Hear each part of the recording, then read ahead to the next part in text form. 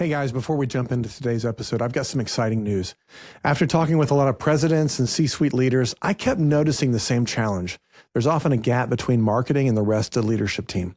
Not because anybody's doing anything wrong, it's just easy to make big decisions without the context you might need.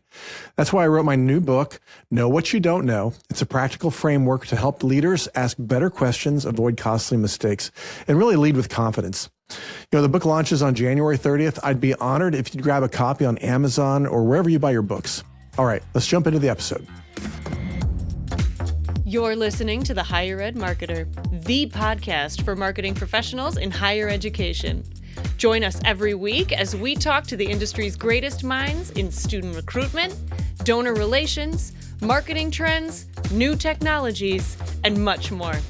If you're looking for conversations centered around where marketing in higher ed is going, this podcast is for you. Let's get into the show.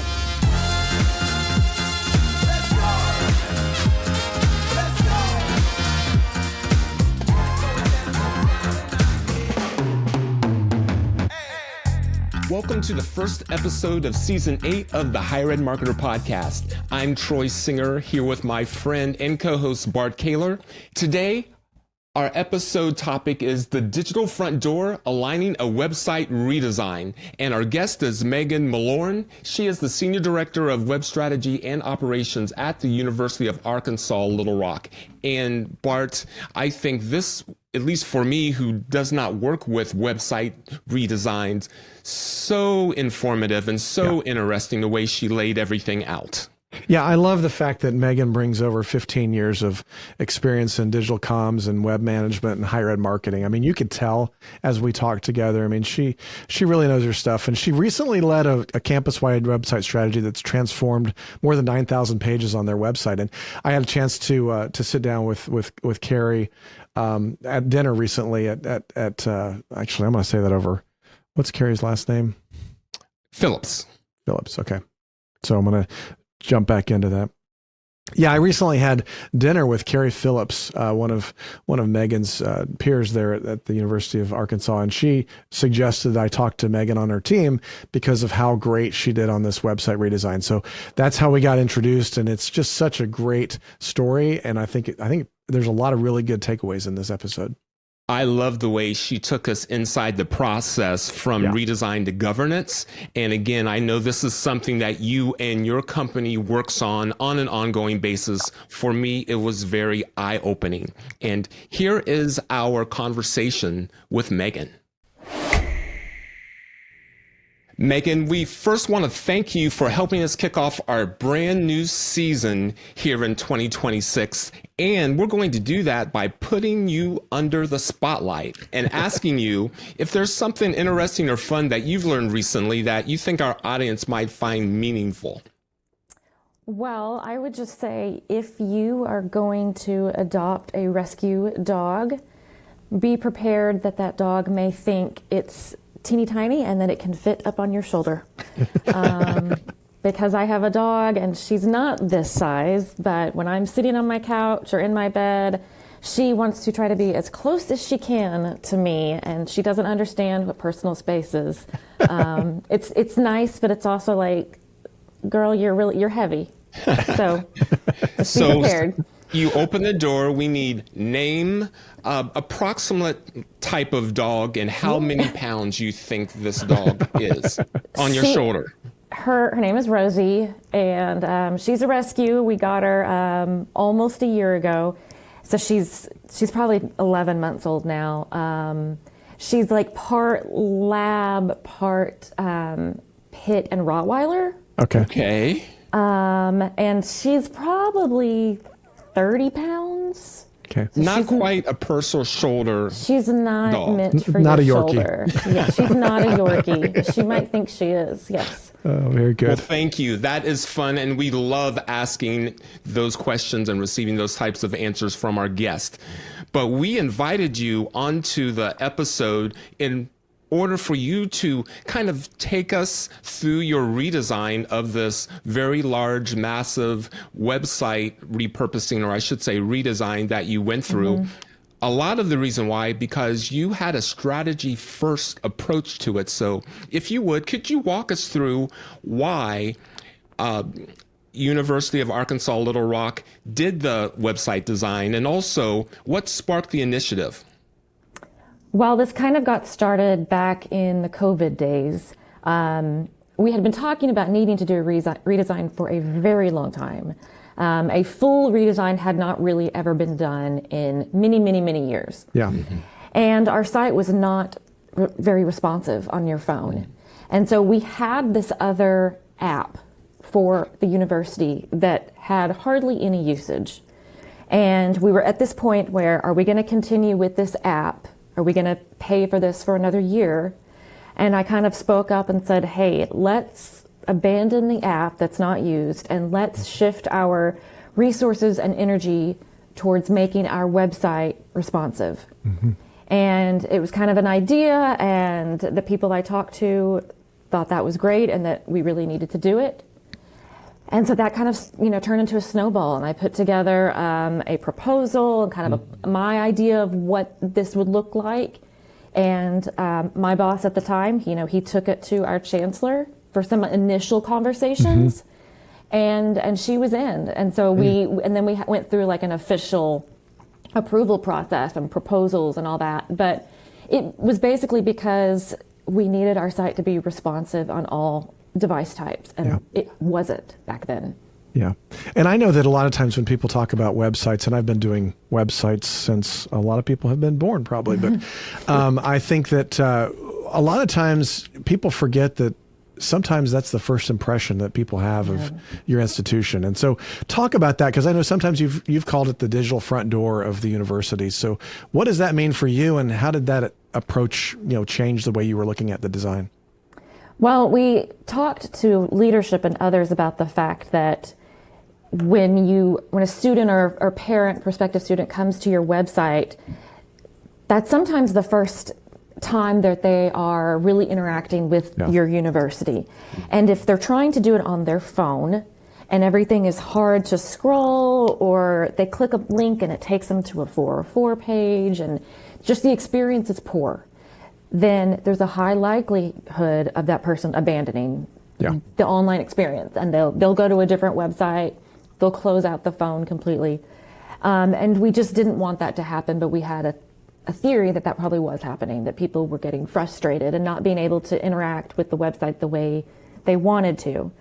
And we knew from research, from industry research and things that we had heard over the years, that the website is a university's #1 marketing tool. Yeah. You might get a postcard in the mail, you might see a commercial, but the website is always there. It's going to be available all day, every day. And so you don't want to miss those moments and those opportunities to market your programs or your scholarships or just your university as a whole. So it's our most important marketing tool, and we had to improve it. Yeah. It ends up being kind of the road of which people find. So it's like, hey, they click on a digital ad, they're going to do on a landing page. Yes. They're going to then go to the web page to basically authenticate it. Because I tell everybody, I'm like, the idea that, hey, if somebody even talks to somebody in Walmart, the first thing they're going to do is pull it up on their phone and look at the website. And so you've got to make sure that you understand that. And you've got to also understand that it is your #1 discovery tool. Because if you have good search engine optimization, good GEO, people are going to land on internal pages. And how does that reflect your website? And I remember bringing that up because we had these beautiful view books with, all the information was accurate. You redo those every year and you have great photos. And I said, okay, well, this is great, but you have a URL mentioned here on this page. And if somebody types it in and they go to a page that is old and the pictures don't match what's in the view book and the language is different, I was like, that's a poor experience. We're spending money and time on our print pieces and our digital advertising, but we need to also do that for the website.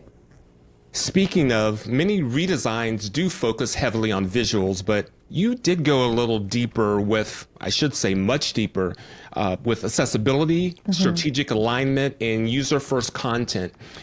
What were some of your guiding principles as you pursued this? So regarding the strategic goals. I'll kind of start with that one. We were fortunate because during the same time that we were planning the website, our university was going through a new strategic plan, and our chancellor and many others were coming up with our new goals. And I was fortunate that I got to be in those conversations, in those committees. So I would hear what was important to our leadership, and then I could take that information back to the web team. And I could say, okay, these are the initiatives for the university for the next, 5+ years. So we need to make sure the website is matching that. And it was great because we didn't have to try to brainstorm, okay, what's going to be important about the website, because we had the goals to fall back on. And it also was great because if somebody was asking us, okay, why did y'all make that decision on the website? We could just refer back to the strategic goals and say, okay, well, we wanted the website to match that, to support that. So our global navigation and the way the site is organized, that all tied back to the new strategic goals. So that was really great alignment. For the accessibility, with the old site, we worked really hard on trying to make the site accessible, but there were certain things that we just couldn't solve because of the way the theme was coded and some of the HTML and everything.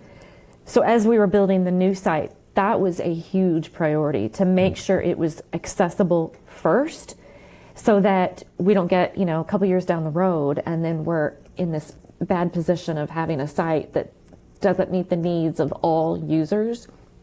And, there were several on our team that had a really great understanding of accessibility. And we use a tool we use Site Improve to help us scan the website. So one of our developers, our front-end developer, that was something that he was really tasked with, and making sure the design and the functionality was accessible. And so he kept that front of mind for all the decisions that we were making throughout the project. Yeah, I think that's so important. And I think that when you look at large website redesigns, and I've been a part of a lot of them, and the challenge is that, especially as you indicated earlier, the website ends up being a junk drawer. It's the school's junk drawer. Everybody just gets thrown in there. And it's, you have stuff in there from 1998 that's like, are we serious? Still have this? And so talk about that, because I think that plays into the why. I mean, you talked about, you had to go and talk about the why of why we're doing this. I mean, part of it was responsiveness. Part of it, I'm sure, is enrollment and having a hierarchy of what are we trying to do on the website. So how did you kind of communicate those whys, especially to other campus stakeholders that might not be in marketing, they might not be in leadership, because everybody feels like they've got a say, especially on the pages that have to do with their department or their area? We had to have a lot of conversations with our various, campus partners. Having a communication plan about the redesign was extremely important to me and to my boss. We didn't want to launch a new site and have people be blindsided, like, oh my gosh, what did you do? You changed everything, or have people feel like they weren't part of the decision making. We knew that if people feel like they are involved, there will be a greater sense of ownership and pride in the website, and they would want to take care of it. So from the very beginning, we were communicating with people regularly through campus emails and through meetings just with those departments. We had lunch and learns where people could ask questions, and there were presentations given to leadership and to our faculty groups. So those were the ways that we were able to talk about why we were doing this. Some people wanted to see stats, like prove to me that this really matters. And so we would, incorporate analytics to show how when you have updated content, you're going to have, more requests for information submitted, or more people staying on your site longer. So sometimes we would use analytics to kind of establish the reasons behind certain changes that we needed to make. But I think, honestly, just having those continuous conversations and communication with people really provided an understanding of what was going on and why this was so important. With all of that going on, what was the biggest surprise or the challenge that came up in the whole redesign? Sometimes, it could be communications, it could be, something else. What was the kind of the warning you might give to everybody else for the be careful of this? Well, it's one that people probably told me before. It's just things are going to take a lot longer than you think that they will. And then that's hard, but I think you just need to be prepared for unexpected changes in your timeline. And it's okay, like you can adapt to it. We had a staffing change in the middle of the project. And so we kind of had to pause some of the tasks that we were working on. And then we had to go through an RFP to find an agency to give us some support in the area that our staff member was leaving. So that was kind of unexpected. Right. But because we had already received buy-in from leadership on the project, when we came to them and said, okay, there's been a little bit of a change, we need some support here, they were understanding with that, and they kind of helped us along with that. There's no way you can do a project like this without buy-in at the very beginning. So I think that's one of the most important things to remember, is to have those conversations and the proposals with your leadership at the very beginning to get the buy-in. So the timing challenges was probably one of the biggest challenges, just the fact that not everything's going to get done maybe as quickly as you thought it would be. Yeah, one thing I would echo too on what you're saying there, having that leadership buy-in is so critical. Not only your immediate supervisors and VP, but even up to the president or the chancellor. Absolutely. Because I think that you've got to have leadership has your back for when you have to make those changes, and they understand that it's mission critical, and they understand the importance of the website. I would say the other thing that I've seen over the years, and I'd love for you just to kind of react to this, is that make sure that you get do at least listening sessions to the stakeholders. You don't have to say, what do you want your website to look like? Because that's the worst thing, because you don't need it designed by committee. But you at least need to have a place where they've been heard. And you kind of indicated that earlier, where you don't want to have people surprised at the end. Yeah. So at least getting some kind of chance to hear people out, I think, is important. Maybe how did you do that? Well, one thing we did was we had focus groups with, they were open to anybody, so employees and students. We had, I think, 3 or 4 focus groups set up just to talk about our wireframes. And throughout the whole project, we used this analogy of building a house to describe building the website. And I don't think we knew we would be carrying that analogy throughout the whole project, but it was just it really worked out perfectly. Yeah. So for the wireframes, that was kind of like the framing of your house, and so we wanted to be sure we had, the bathrooms in the right spot and the plumbing in the right spot. So we explained to people it wasn't really about the carpet or the paint color right now. We just want the structure. So we had focus groups for the wireframes, and it was really a listening session for us, for the web team. We asked them questions, and they had the freedom to weigh in on, okay, well, what is that? Where does that button going to go? Or what is this menu structure that you've got? And then we had also the focus groups after that for the designs themselves. Good. Which were, kind of more exciting, because then you actually got to see colors and some, imagery that we had in mind. And again, it was a chance for people to just weigh in and offer up some ideas. And it doesn't mean you have to take every idea that they have, but you have to listen, and you give them an opportunity to, share their opinions about it. And that makes people feel valued. It does. And it ended up actually being very beneficial for us. There were a couple of ideas and suggestions that were really great for us to hear. Sometimes you're so close to the project, you see it this way, and then if you step back and you let somebody else kind of weigh in, they see it with a different perspective, and it could end up having a really effective change that you're really glad that you listened to people. Yeah. Another analogy that before we go to the next thing, Troy, that we've often said is that, like, even with that building analogy, if you've ever done a custom house, at the very end, you do a walkthrough and then you develop a punch list, and then you have stuff that usually happens even after you're moving in.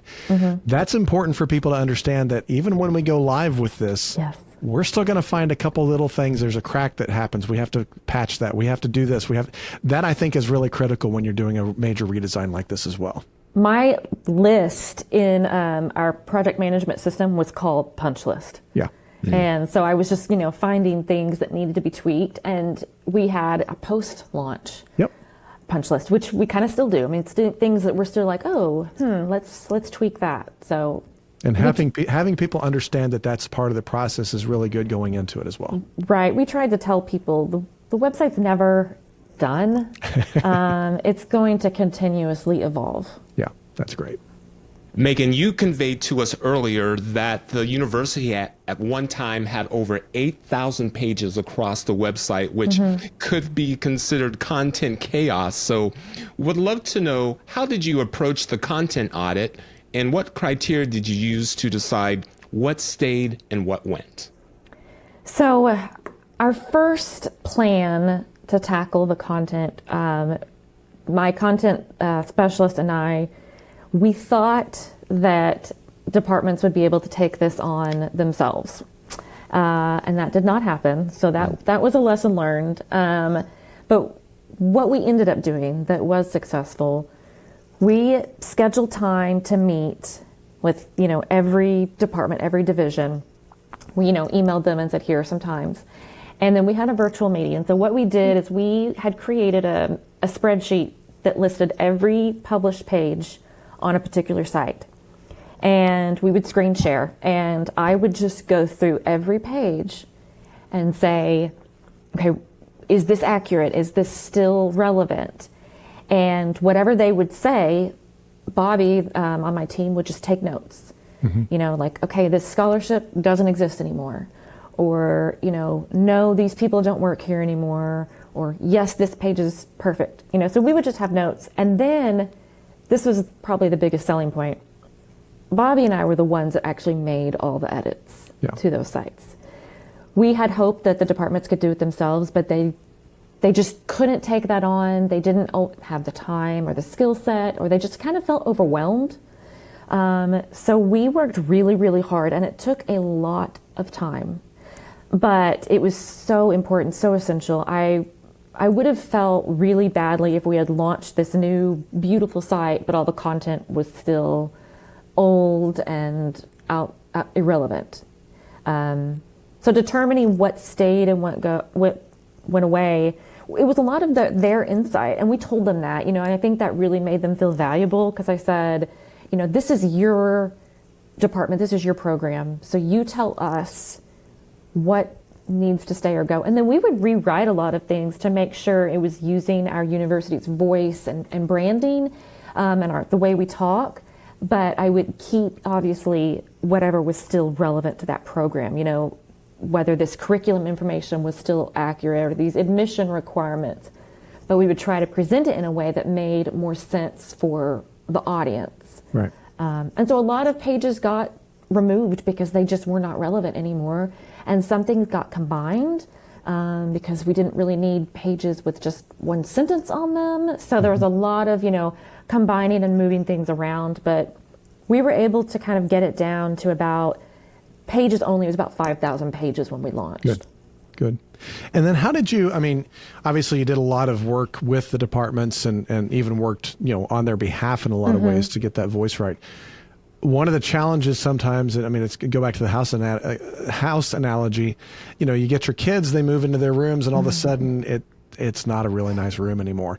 And so what do you do with governance, or did you create any standards for the departments that were kind of like, hey, now that we're handing the keys back over, here's how to keep it from ballooning back out to 8,000 overnight? Yeah, so right before we launched the site, we had to take access away from everybody. So we kind of called it a content freeze. Yeah. And we had to do that so that we could make a copy of the site and then move it to the new site. And so we did that in rounds. We didn't just take access away from everybody all at once. It was, in stages. And we talked about it a lot ahead of time so that people weren't, blindsided by that. And then what we decided to implement as part of our governance is after the site launched, we required people to come to a WordPress training that we put together.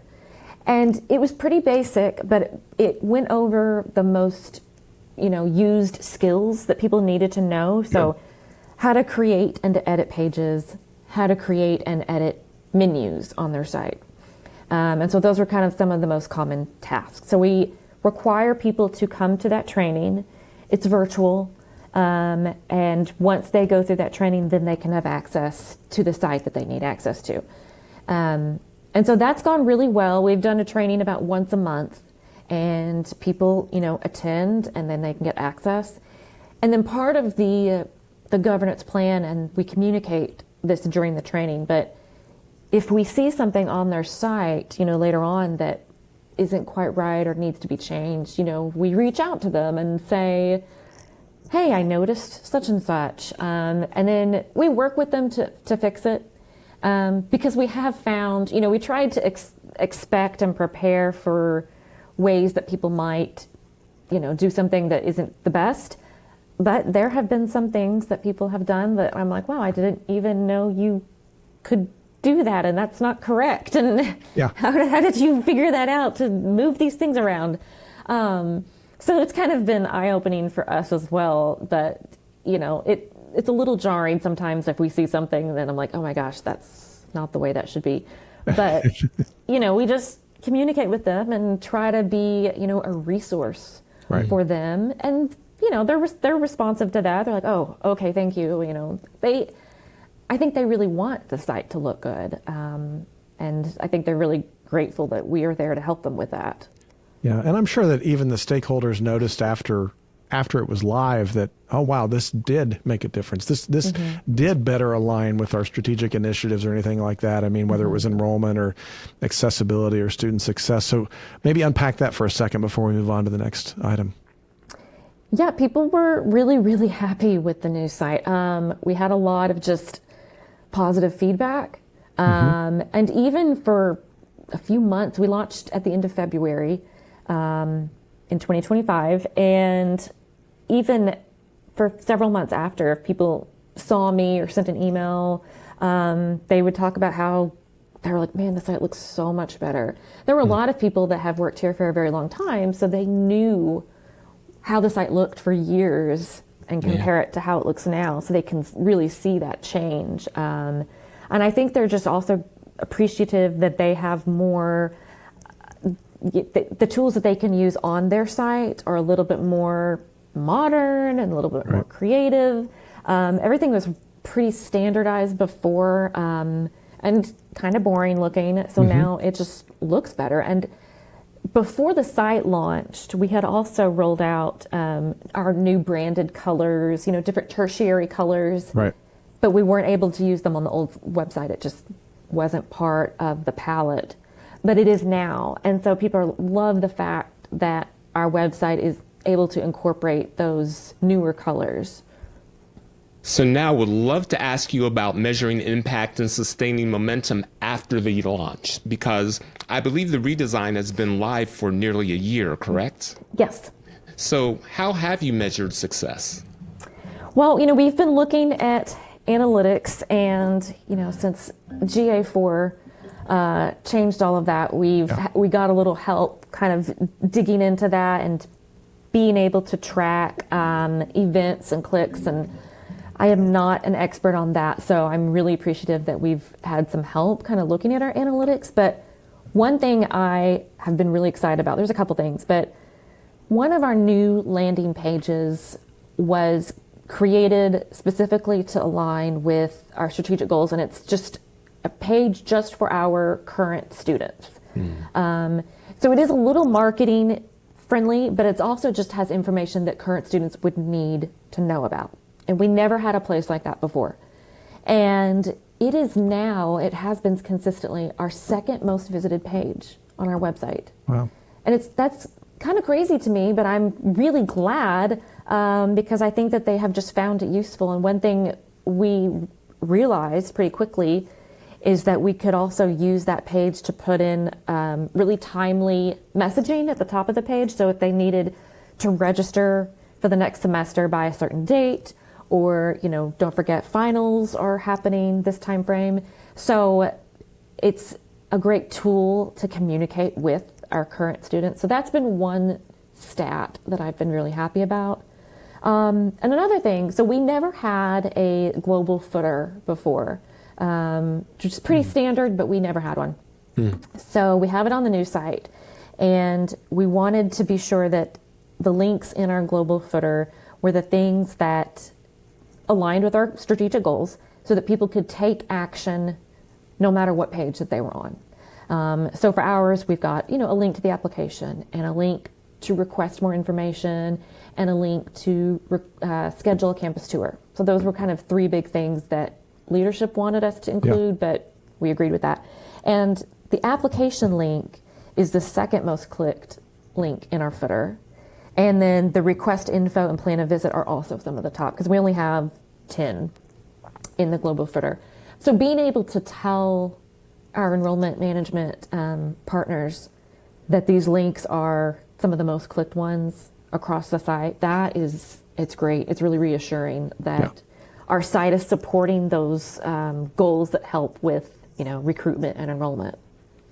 I think that's important, and I just want to point that out for everybody, because I think that sometimes when we get into website redesigns, there's so much to do, and so it's real easy to kind of dive deep into the tech stacks, or dive deep into the governance, or into the content.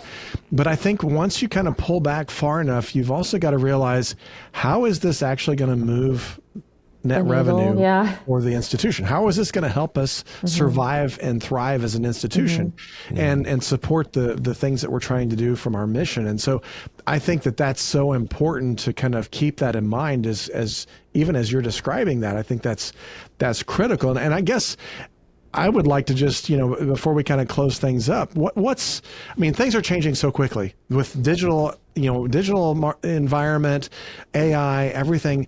How are you staying inspired and informed and energized to kind of keep the momentum of what you've done? I mean, you've obviously put a lot of work into this.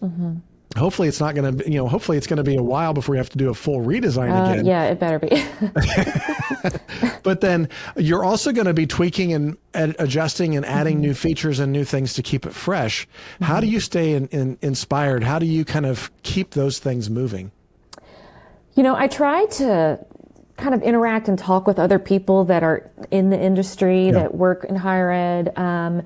It's helpful if you have a question, kind of reach out to people and kind of, spitball ideas. I get a lot of newsletters from different web agencies. And one thing I really like is when they kind of highlight new sites that have launched for a university, because I always go and check those out. And I love to just click around and see where things take me. So I like getting inspiration from that. I have a kid that's in college now, a freshman, and honestly, sometimes I've asked his opinion about things. Just like, what does this make sense to you? And just kind of listening to his frustrations, or even just whatever he's experiencing as a student at a university, because I keep that in mind. And, we have several student workers in our office and who have different roles. And I love having informal, like focus groups or user testing or just conversations. We did that a lot when we were redesigning the site. Sometimes me and a teammate would kind of be going back and forth, and I would just be like, I'm just going to go ask her and say, hey, if you were going to do this, where do you think it would be? And it's just a quick little way to kind of keep in mind, who you're building this site for, and if you're really, seeing it the way they would. So I think sometimes getting their feedback on things is a great way to stay inspired being around students. Yeah. I think sometimes we forget as higher ed marketers, and we talk about research, we talk about market studies, and we're like, well, we really don't have that in the budget right now. Just go out into the in the lunchroom and just start asking questions. I mean, you've got built-in focus groups right now. So right there. I think that's really, really good. This has been great. Yeah. Megan, for some of our listeners that are listening that are dreaming and ready to take on their website, what are some of the first couple of steps that they could take to make 2026 the year for the redesign, and what encouragement would you give them? I think even if you don't maybe have full approval or budget for a big redesign, that's okay. You can still start with content. Yeah. I think you can start with your most, visited important sites and go through those pages and see if what is on there is accurate, it's relevant, it's meeting your goals. Start with those priority sites, go through them page by page, reach out to the departments and have those conversations. You might think that's not going to make a big impact if you're not changing the design or changing the information architecture, but that's not true. Changing the content can make a huge impact, and just take it a day at a time and make a list and cross it off and then tell people, hey, compare, look at these changes we made, because it can make a really big impact. Make sure those links are all going to the right place, that they're not broken. Those are just small things, but they make a really big change. And if you can start with that, you're going to be ahead of the game. We have been talking to Megan Malorn, Senior Director of Website Strategy and Operations at the University of Arkansas at Little Rock. And Megan, for anyone that would like to get more information from you, what would the best way for them to do so? You can find me on LinkedIn. You can send me an email, mkmalorn@ualr.edu. And I'm more than happy to share anything that I've experienced, any resources. I do not believe in gatekeeping. I want to share the information and make it easier for somebody else. So I am happy to talk about all things redesign, or, we can talk about rescue dogs, all of that, whatever.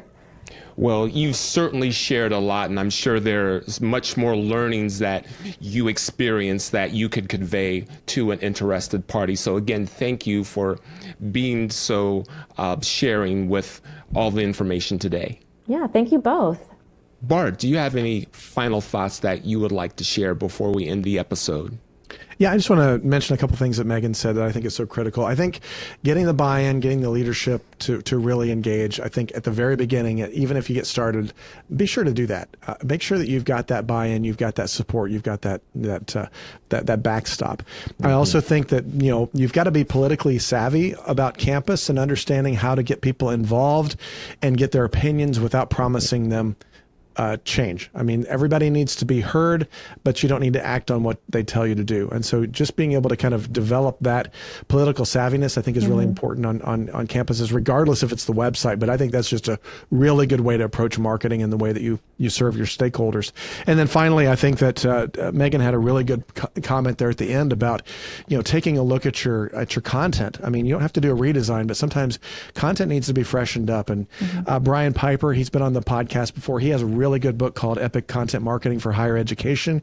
He has a couple chapters on doing just that with your website, making sure that it's up to speed, making sure your search engine optimization, your keywords are still accurate. And so just being able to touch that content on a regular basis, even outside of a redesign, I think is really, really critical for staying up on top of things. So again, Megan, thanks so much for sharing your expertise today.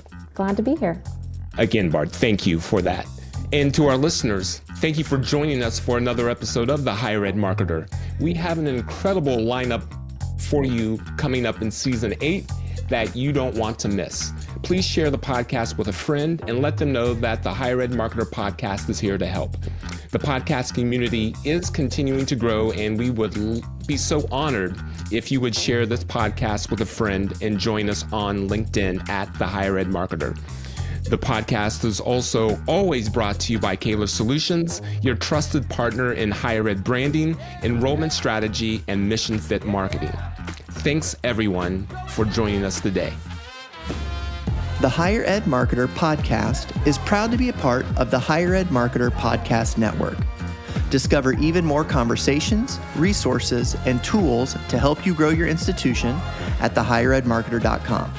Your go-to community for all things higher ed marketing and leadership.